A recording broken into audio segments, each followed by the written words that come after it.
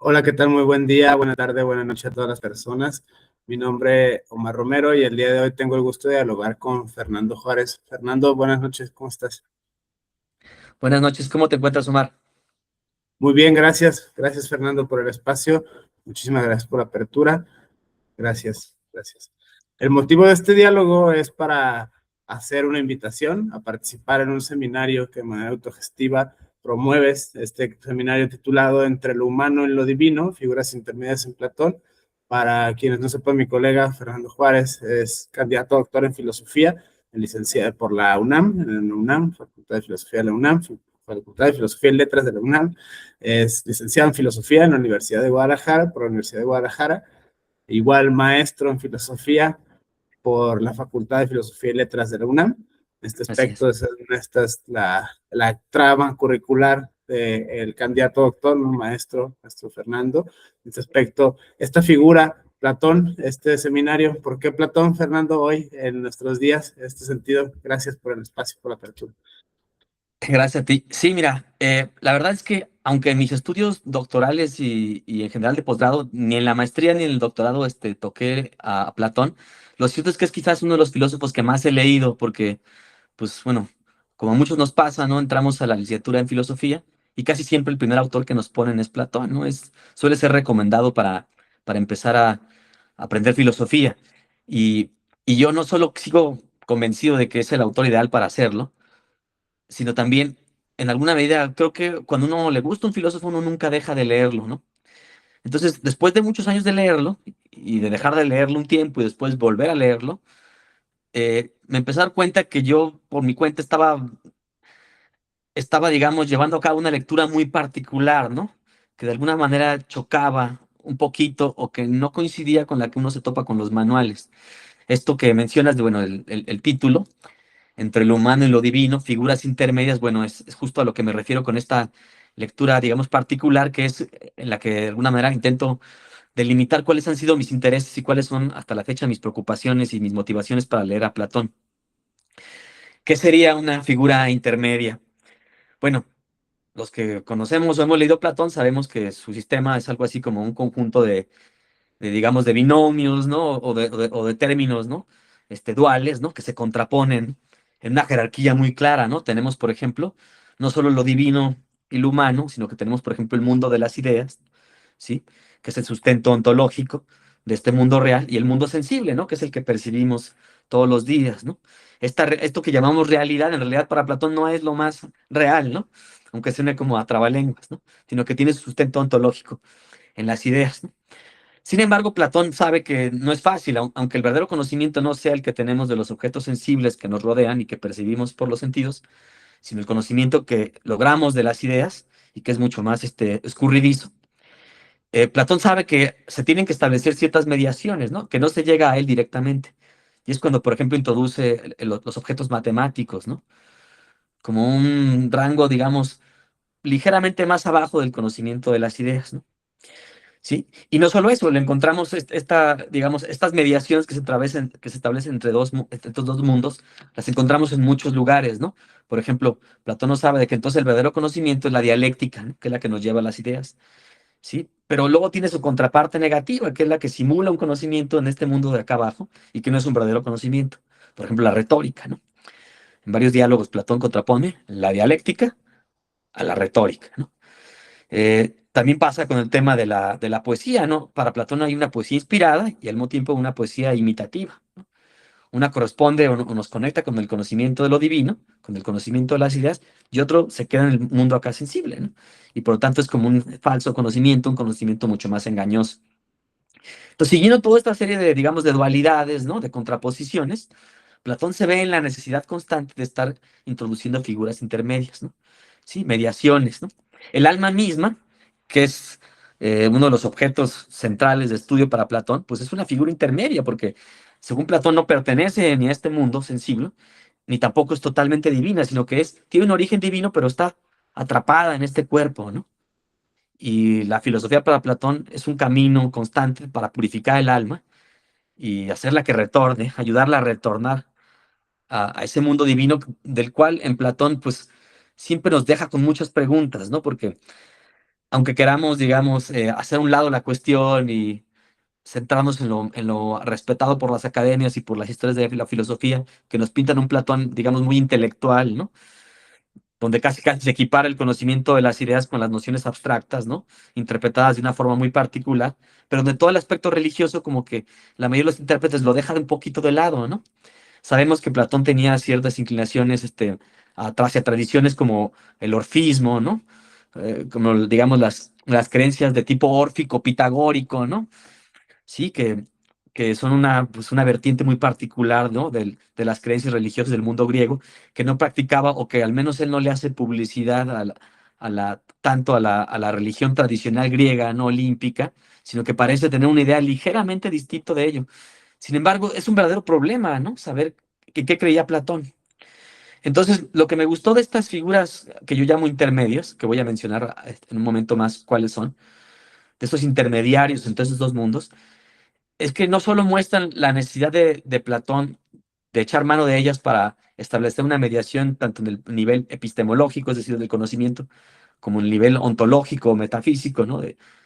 Vamos, cuál es su lugar en el orden del ser, sino que también nos lleva a quien leemos a Platón a la necesidad de problematizar más lo que podría llamarse como la dimensión mítica, la dimensión religiosa o incluso también la dimensión simbólica, ¿sí? Hay que recordar que los diálogos de Platón, a menudo Sócrates, de repente interrumpe la discusión y nos narra un mito cuyo estatus, tanto epistemológico como ontológico, pues siempre es muy problemático, ¿no? ¿Sí? Lo común es interpretarlo de forma alegórica, simbólica, metafórica, lo que este mito viene a relatar para traducir de ahí a conceptos lo que supuestamente Platón está diciendo, pero no siempre es posible hacer esto, ¿no? A veces se cuelan un poco las que parecen ser las verdaderas creencias religiosas de Platón, ¿sí? Y a veces nos deja más bien con la pregunta, y creo que la mayoría de las veces nos deja más bien con la pregunta de, bueno, ¿y a qué realmente se está refiriendo Platón? ¿En qué realmente creía Platón? Entonces, a pesar pues de relativismo, ¿no? De la posverdad que vivimos y demás, me parece que sí es interesante, todavía hoy, ¿no? A pesar de todo el conocimiento también que se tiene de la cultura griega, volver a preguntarnos, bueno, ¿y exactamente en qué creía Platón, no? Y, y por qué es importante volver a hacerse esas preguntas y qué lugar tan importante juegan estas creencias cuando analizamos el sistema entero de su filosofía, ya no desde una lectura ya tan purificada, no tan intelectualizada como la que encontramos luego a veces en las historias o en los cursos tradicionales de Platón, sino cuando vamos directamente a los diálogos, ¿no? Y vemos que nos habla, por ejemplo, Sócrates de que tiene un daimón, ¿no? Una voz, ¿no? Que lo común es relacionar fácilmente con la voz de la conciencia, ¿no? Pero que a veces no parece ser solo la voz de la conciencia, sino que parece tener también un lugar dentro del cosmos griego. Sí, cuando nos dice, por ejemplo, que Eros es un daimón mediador, ¿no? Sí, que está a medio camino entre los dioses y los humanos, por ejemplo, ¿no?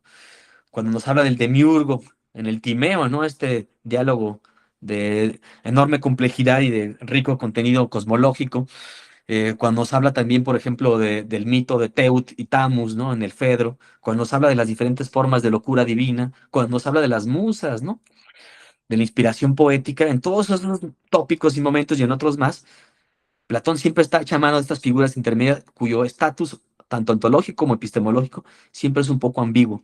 Y también nos liga en muchos casos con un tipo de conocimiento que no es el racional, al que siempre estamos convocados cuando estudiamos a Platón, ¿no? A ese el que se llega progresivamente a través de definiciones y del razonamiento inductivo típico de Sócrates, sino que Platón también nos habla pues de otro tipo de conocimiento, ¿no? El conocimiento que estaría detrás del amor, ¿no?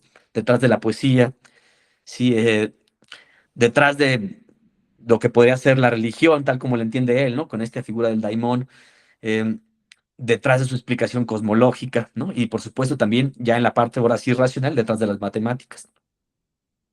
Sí, entonces, bueno, esa es la invitación y ese es el porqué de este curso.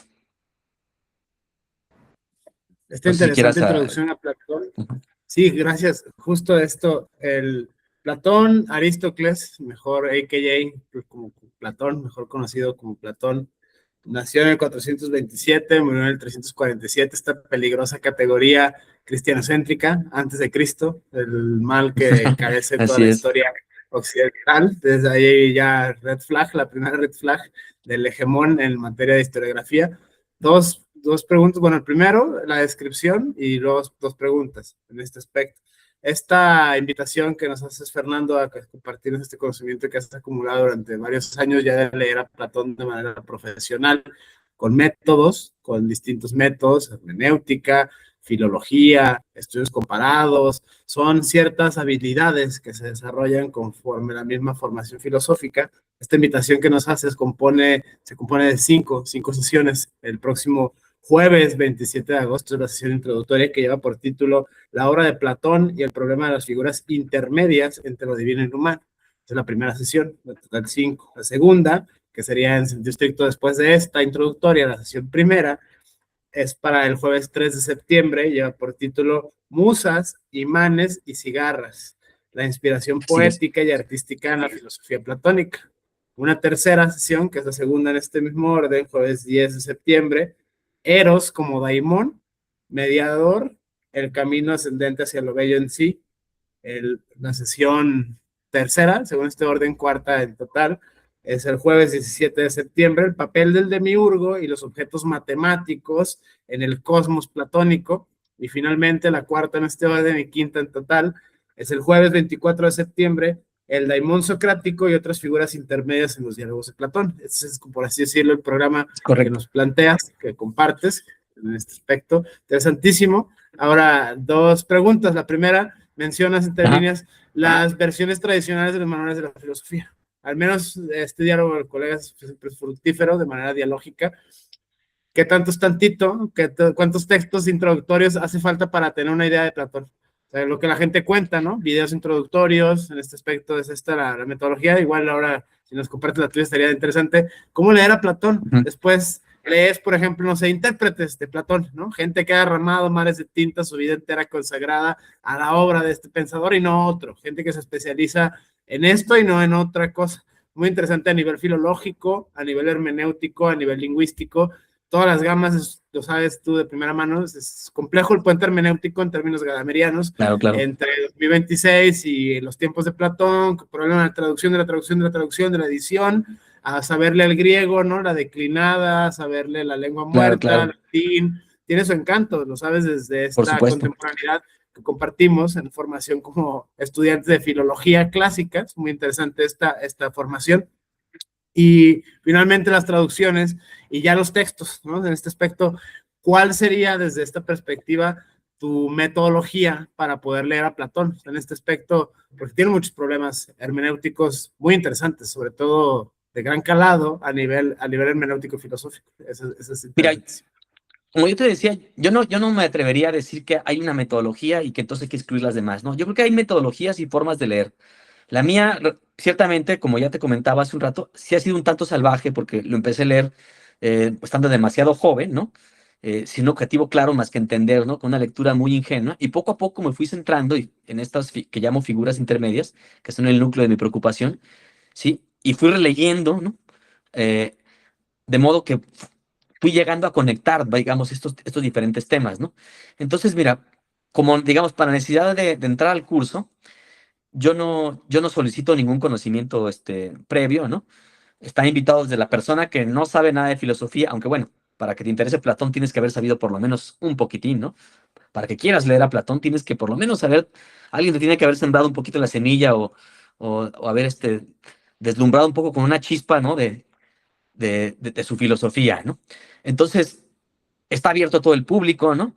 Lo que yo haría, o parte de la metodología, digamos, del curso, es de que yo les compartiría un Classroom, ¿no? Donde tendrían acceso a todos los diálogos de Platón, la edición de Gredos, que en español es la que me parece la mejor.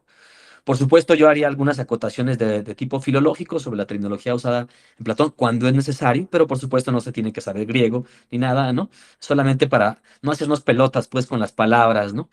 Sí, con las traducciones. Yo facilitaría por eso esa traducción por mi cuenta y añadiría también algunas lecturas complementarias.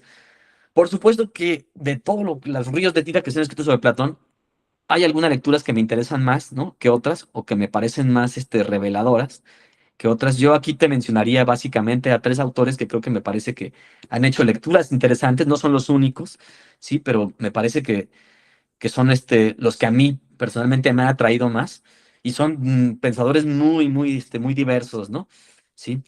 Eh, Uno, por ejemplo, sería Marsilio Ficino, ¿no? En el Renacimiento, Marsilio Ficino hizo un comentario muy interesante al banquete de Platón, ¿sí?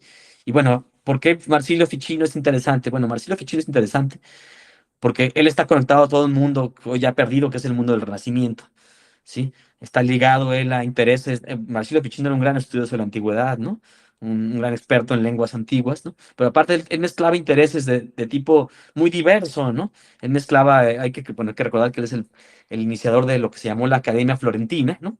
En el Renacimiento, ¿sí? Y que mezclaba intereses que iban desde la cábala judía y el hermetismo hasta, por supuesto, los clásicos, ¿no? Y la teología cristiana, ¿no? La magia, etcétera. Si uno lee el, el comentario que hizo al banquete, bueno, aparte de que es muy denso y algo complicado como texto, muy minucioso, ya que se va descomponiendo cada parte del texto, empieza hablándonos, dándonos una disertación maestra sobre mitología, ¿no? Y ligando a la tradición órfica y otras cosas, que me parece que es un mundo interesante, ¿no? Que habría que rescatar un poco más si uno quisiera meterse más en el aspecto religioso de Platón, ¿no? Por eso me parece que como, en ese sentido es como un autor icónico, ¿no? Es un hito en la historia del pensamiento, ¿no? Eh, no solo Marsilio Ficino, bueno, otro muy interesante. Por supuesto, no te voy a decir que soy especialista en ninguno de ellos, tan solo he leído probaditas de esos autores, pero son los que más me han gustado. Otro es Leo Strauss, este filósofo neoconservador americano, ¿no? De origen judío.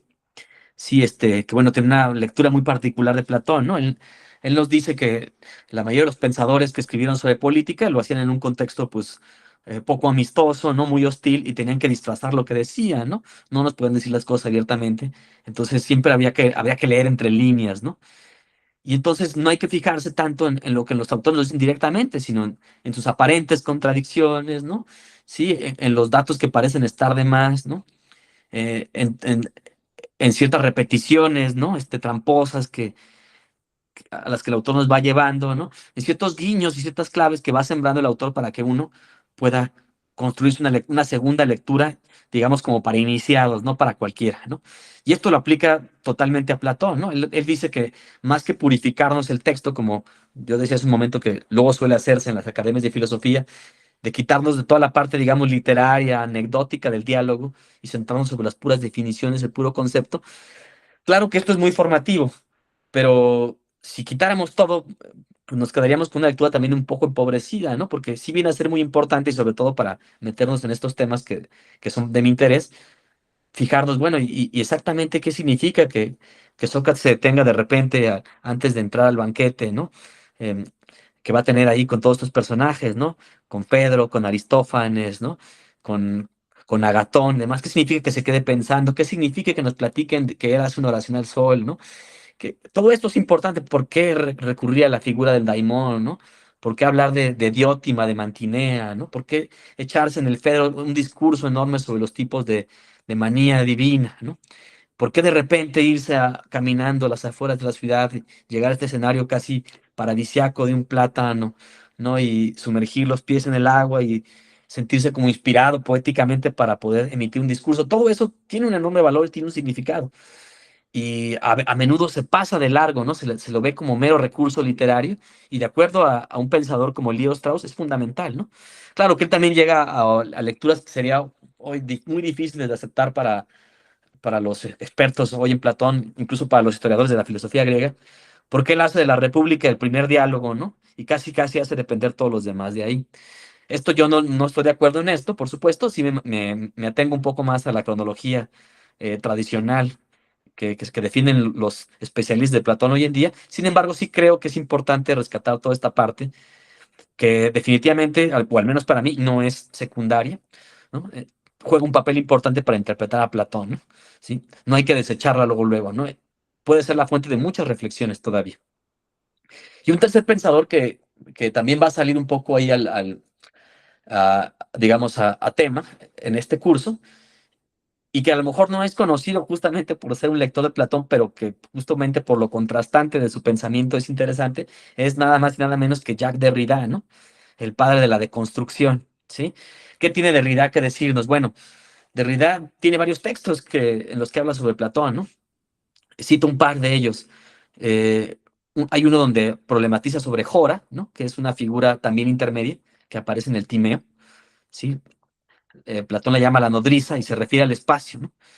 En este intento de mediar entre lo divino, ¿no? Entre el modelo divino con el cual el demiurgo creó el mundo y este mundo que está hecho, digamos, a imagen y semejanza de ese modelo ideal, vemos que, por ejemplo, el tiempo, pues es una imitación de eso que se llama eternidad. Pero el espacio también ocupa un lugar un tanto ambiguo, ¿no? Un lugar intermedio, ¿no? Y entonces cuando aparece esta figura que se llama Jora, ¿no? Es interesante también la lectura de Derrida porque en todo esto intento de leer a Platón un poco como a contrapelo, ¿no? Yendo en contra de la tradición, eh, saca a relucir de alguna manera por qué todo esto que Platón considera periférico, en este caso nosotros diríamos las figuras intermedias, viene a ser fundamental, ¿no? Otro texto muy interesante de Derrida, que está en este libro que se llama La diseminación, es uno que donde Derrida nos problematiza uno de los mitos finales del diálogo Fedro, ¿no? Donde se habla sobre el origen de la escritura, ¿no?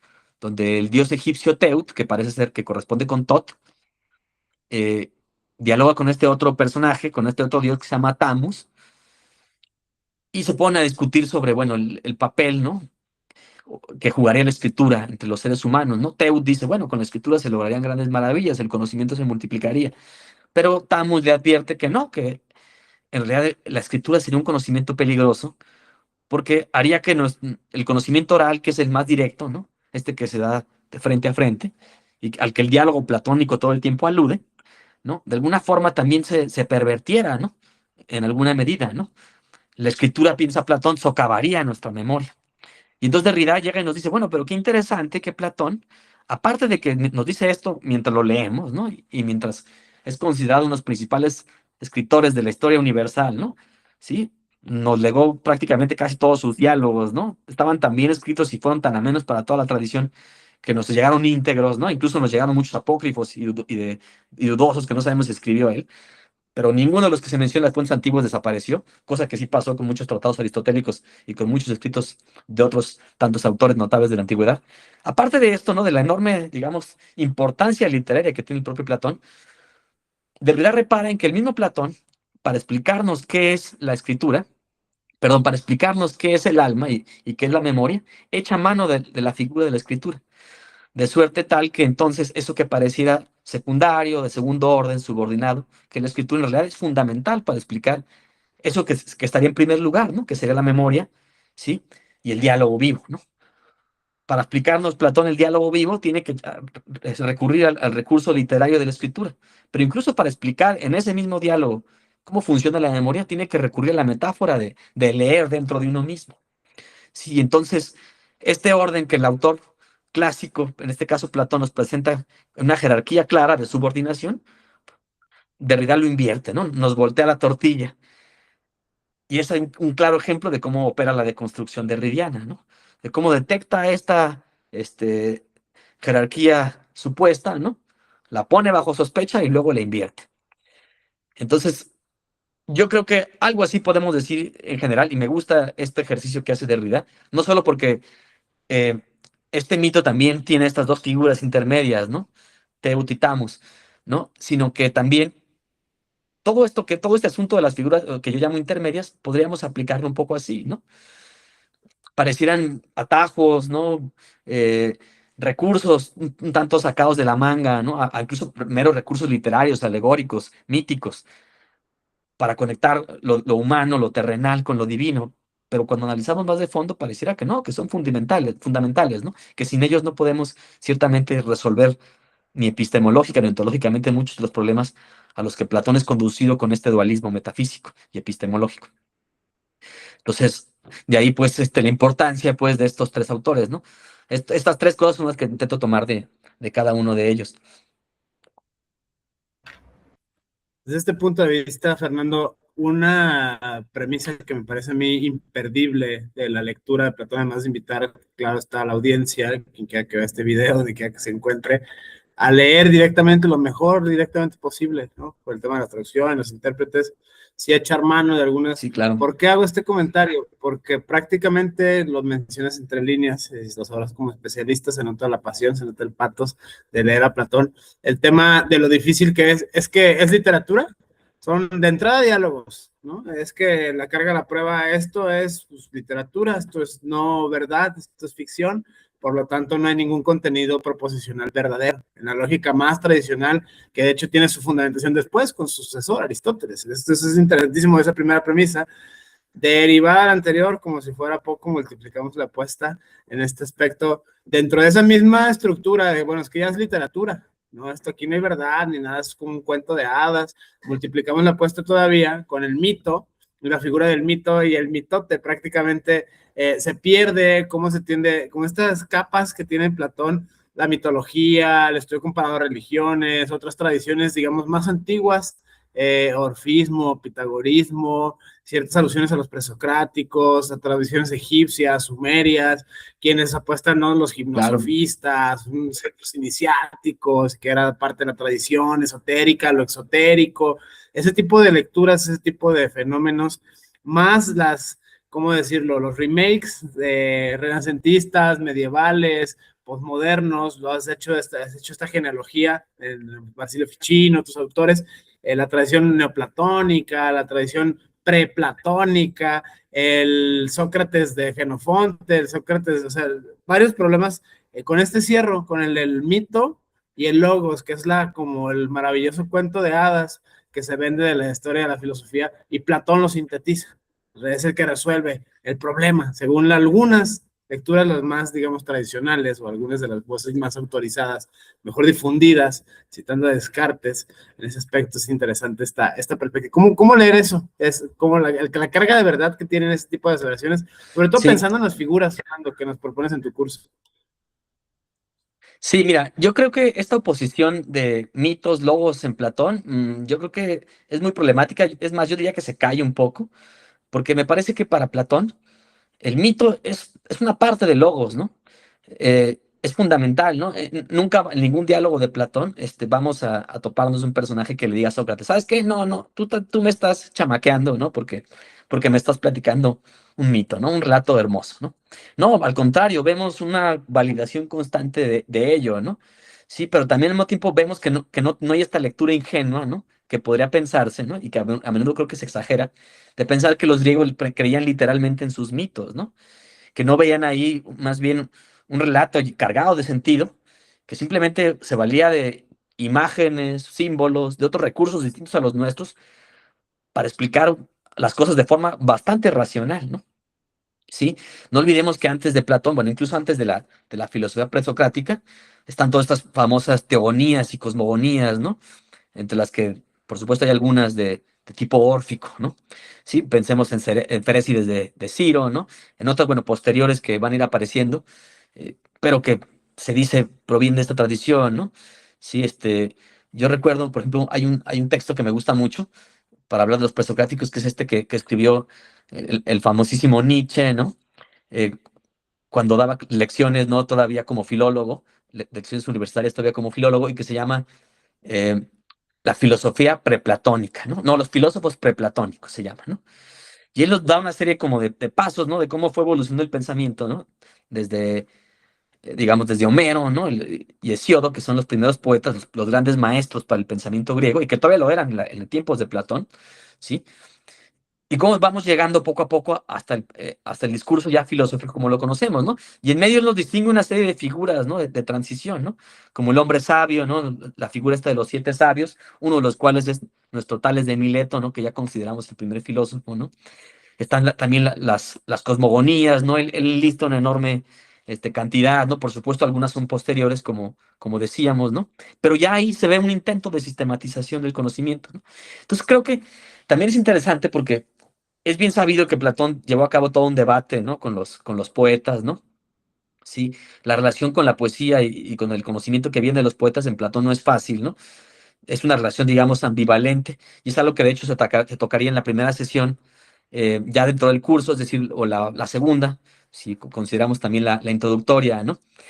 En los libros 2, 3 y 10 de la República hay toda una crítica a lo que Platón llama el arte imitativo, ¿no? Ese que depende de la mímesis, que sería, digamos, la representación de la realidad tal como nos es dada por el conocimiento a través de los sentidos.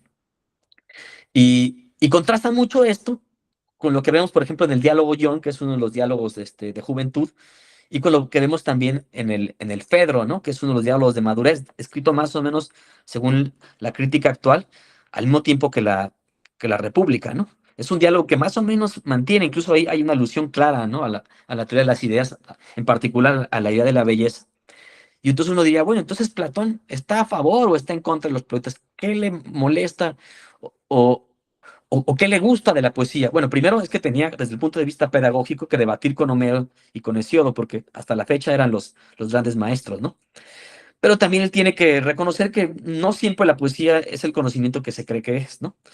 Entonces, en la crítica al arte imitativo, él lo que quiere hacer, sobre todo, es derribar al poeta como maestro, ¿no? La poesía no es un conocimiento de primera instancia de cómo son las cosas, ¿no? Es un conocimiento de cómo parecen ser las cosas. Y entonces en esta serie de dualidades, ¿no? O de términos contrapuestos que yo mencioné al inicio, ¿sí? Así como tenemos la dialéctica que nos lleva hasta la idea, y en cambio por abajo tenemos la retórica que solamente parece darnos un conocimiento, tenemos una poesía inspirada y una poesía imitativa, ¿no? La que él critica es esta poesía imitativa, esta que se basa en solamente eh, en cómo se nos presentan las cosas ante los sentidos, ¿no? Sí, es la que critica en la República, ¿no? En estos libros que menciono. Pero al mismo tiempo también hay una que parece estar inspirada en las ideas, aunque Platón aquí no mete la figura de las ideas, ¿no? Más bien suele hablar de las musas, ¿sí? De las musas, en el mismo sentido en que habla de los dioses a veces, ¿no? ¿Sí? Y no siempre está claro del todo, ¿no? Si estos dioses son iguales a las ideas o en qué sentido son iguales a las ideas, ¿no? Pero no solo habla de las musas, nos habla también de, por ejemplo, en el guión, de que la musa es como una suerte de piedra magnética o de imán y que a través de ella la inspiración es comunicada al poeta, ¿no? Como sería en este caso Homero, ¿no? ¿Sí? Y a través de ella es comunicada parte al Rapsoda, como es en ese diálogo John. Y a través de John es comunicada finalmente hasta nosotros. De manera pues de que esta fascinación y este conocimiento en el fondo que hay de la poesía está mediado primero por un intérprete y luego por un poeta que a su vez nos conduce hasta esa otra realidad divina. Ahí las figuras intermedias son no solo la musa, si la queremos problematizar, sino también el poeta y el, y el, este, y el rapsoda en este camino de imanes. Sí, pero no solo eso, en el diálogo Fedro eh, aparece otra figura más, que son las cigarras, ¿no? Aparece un breve mito, cortísimo, como de una página, que sirve casi, casi como interludio entre una parte del diálogo y otra, donde Sócrates nos cuenta esta historia fabulosa, ¿no? De que las cigarras, pues eran hombres que antiguamente bailaron y adoraron tanto a los dioses, cantaron y bailaron tanto que se les olvidó comer y murieron, ¿no? Y entonces los dioses los convirtieron en cigarras para que pudieran cantar toda su vida, ¿no? Hasta su muerte, este, sin importar, sin importar o sin preocuparse por la comida y por otras cosas, ¿no? Pero que sirven también como mensajeros de lo divino, ¿no? Es decir, si el acceso a lo divino en el diálogo John está mediado por estas figuras, ¿no? Del poeta y el rapsoda, pero es una inspiración o digamos, un conocimiento que viene de allá para acá, de lo divino hacia lo humano, pareciera que con las cigarras se invierte un poco el orden, ¿no?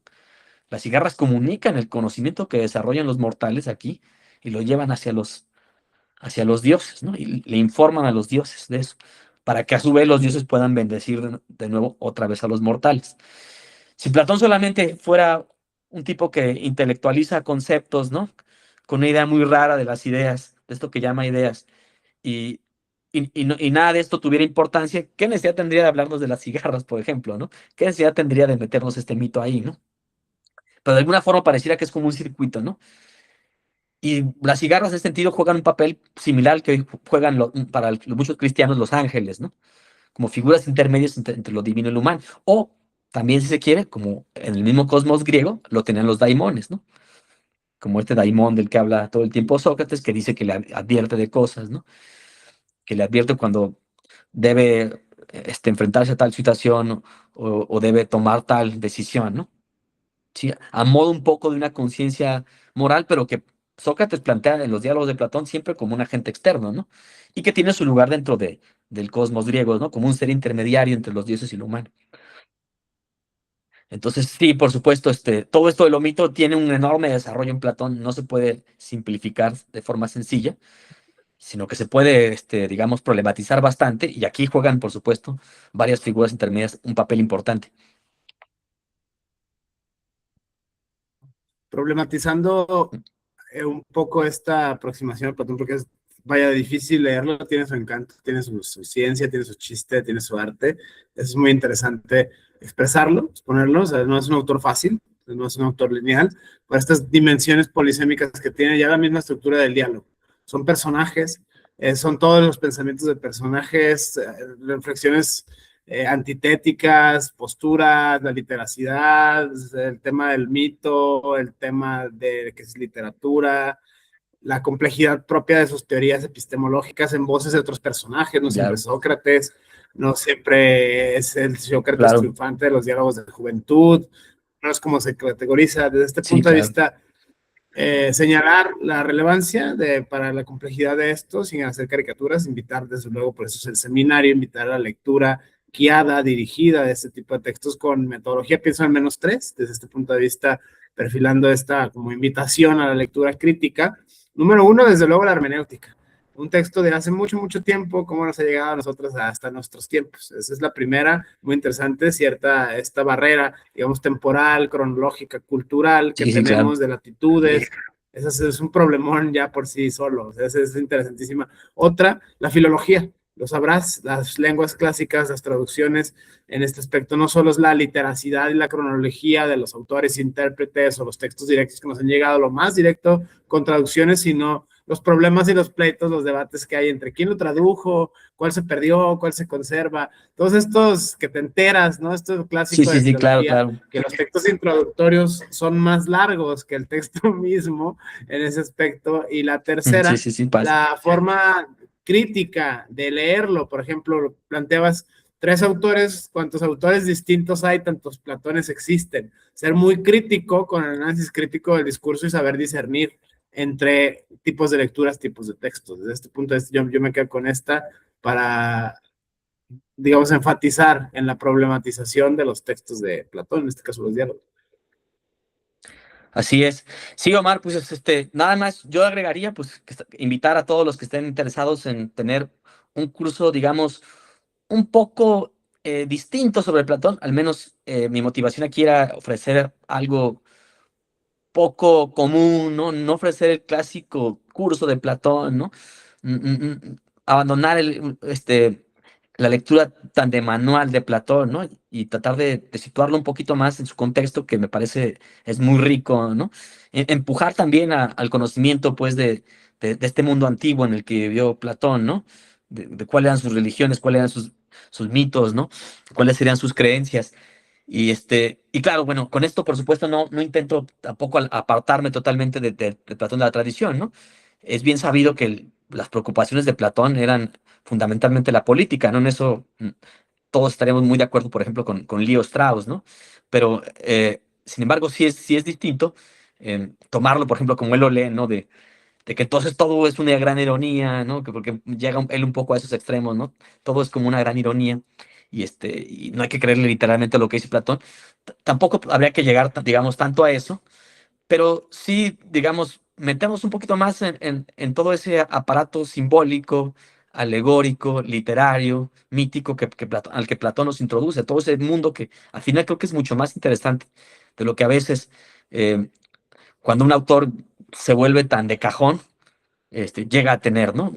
Me parece que a veces cuando uno estudia filosofía no valora o no se da cuenta de a quién está realmente leyendo, y por eso yo este curso lo ofrezco a todos, ¿no? Estás empezando en la filosofía, bueno, Platón es fundamental para empezar, pero si ya llevas rato en la filosofía y ya leíste a Platón, incluso crees que ya lo conoces, pues a lo mejor este curso te podría hacer ver otras cosas que no habías considerado, ¿no? Sí, a lo mejor te lo hace aparecer con un rostro nuevo, ¿no? Esa es un poco también la tentativa, ¿no? La apuesta, ¿no? Tratar de ver ahí algo distinto, porque como tú mencionabas muy bien hace unos minutos, ¿no? Bueno, en tu intervención anterior, pues cuántas lecturas no hay de Platón, ¿no? A lo largo de la historia se lo ha leído de formas muy diversas, ¿no? Está el platonismo, por ejemplo, los escépticos, ¿no? Que continuaron la academia después de su muerte, ¿no? Está el platonismo medio, ¿no? De autores como Plutarco, como Porfirio, ¿no? Como Jámblico, ¿no? Que lo ligaban mucho al pitagorismo, ¿no? A la religión egipcia, por ejemplo, Plutarco. Está el neoplatonismo, ¿no? De finales de la antigüedad, ¿no? De Proclo, de Plotino, ¿no? Está el platonismo cristiano, ¿no? Que es hijo del neoplatonismo. Está el neoplatonismo cristiano renacentista, ¿no? Y de Marsilio Ficino, ¿no? O sea, en fin, hay infinidad de Platones, ¿no? Y entonces está el Platón, por supuesto, como decíamos, ya mucho más reciente de un Derrida, ¿no? Que es más bien una crítica a Platón y a toda la tradición, ¿no? Platón como representante de toda una tradición de pensamiento que habría que desmontar. Pero ninguno de ellos deja de ser interesante, ¿no?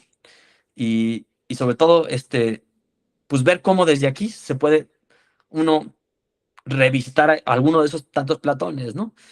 En un diálogo como el Timeo que se abordaría en la penúltima sesión, ese nos va a llevar de lleno ante ese Platón de finales de la antigüedad, ¿no? Que leyeron los neoplatónicos y que después en el Renacimiento va a ser leído otra vez, ¿no? Ese Platón es muy complicado, como tú dijiste, no siempre es el Sócrates triunfante, ¿no? No siempre es el Sócrates simpático, por ejemplo, los meros diálogos, ¿no? O el Sócrates que narra largos mitos, ¿no? Y que ya es más Platón que el Sócrates histórico, ¿no? Del periodo de madurez, ¿no? En el Timeo, por ejemplo, Sócrates apenas sí habla y el resto es una enorme, complicada y muy confusa y llena de problemas, conferencia de este personaje que se llama Timeo, ¿no? No, no olvidemos que en este diálogo es donde aparece por primera vez esta figura de la Atlántida, ¿no? Que en la literatura dio de qué hablar mucho, ¿no? En fin, es toda una aventura, perdón.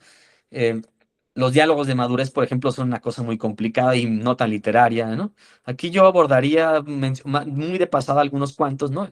El único de vejez, diálogo de vejez que se vería, digamos, un poco más a detalle sería el Timeo, y eso hasta donde nos es posible, porque ciertamente es una de las cosas más difíciles de leer, ¿no? Quien crea que Platón es fácil, cuando lee el Timeo se da cuenta que no es fácil, ¿no? Que no todo texto de Platón es fácil. Y bueno, pues simplemente eso, invitarlos a que tomen el curso, ¿no? Cualquier voz es bienvenida, todo el que quiera aportar algo o quiera aprender algo o quiera debatir algo sobre los temas que aquí se mencionan, es bienvenido, ¿no? Em, en cada sesión se abordarían varios diálogos, ¿no? Más que abordar, digamos, de forma sistemática, ordenada, la estructura de cada diálogo y sus tesis, sus argumentos, que es como comúnmente se lee, más bien conectaríamos, ¿no? Argumentos que se dan de un diálogo con otros, ¿no? Sí, mi invitación es, bueno, ahí están los diálogos, ¿no? En esta edición que me parece en español la mejor. Cada quien lea lo que le guste, cada quien lea lo que le, le llame la atención, ¿no? O eche mano de sus lecturas pasadas si ya las hizo, y más bien, la clase es para conectar, ¿no? ¿Sí? Para ir más allá del mero análisis de un diálogo, ¿no? Porque al final ningún diálogo es un sistema cerrado, ¿no? Siempre forma parte de ese universo más complejo y es ahí en cómo se conectan los diferentes diálogos donde uno puede empezar a debatir, ¿no? Todas estas ideas que intento comunicar, ¿no? Todo este asunto de las figuras intermedias. Muchísimas gracias, Fernando, por compartirnos este frenesí, bello frenesí por las ideas, en este caso las ideas platónicas. La invitación siempre a más Platón, menos Prozac, este libro famosísimo. Releerlo, leerlo, empezarlo a leer, cualquiera que sea el caso. Todas las anteriores son válidas. Esta invitación del próximo jueves, 27 de agosto, la hora, igual Así si es. la recuerdas, será al jueves Mira, 24 de sería a septiembre. las 7 p.m. 7 p.m. Tenemos sesión introductoria el jueves 27, después serán todos los demás jueves de septiembre. La sesión está pensada para que sea de mínimo hora y media, 90 minutos, pero probablemente algunas veces se prolongue a las 2 horas, ¿no? Eh, Bien. Básicamente la estructura va a ser dos exposiciones del maestro con sus respectivos espacios para el diálogo con todos los participantes, ¿no? Eh, y bueno, pues la invitación ahí está. No sé si me quieres hacer otra pregunta y si no, pues agradecer también a ti por tu tiempo, ¿no? Por este espacio y pues también incluso pues, estás invitado también al curso, ¿no? Por supuesto, ¿no? Seguro tienes mucho que aportar y ahí nos estaremos viendo.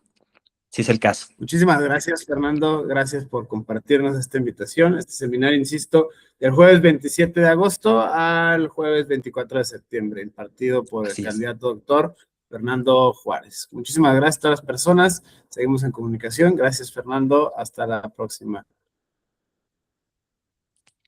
Hasta la próxima. Nos vemos.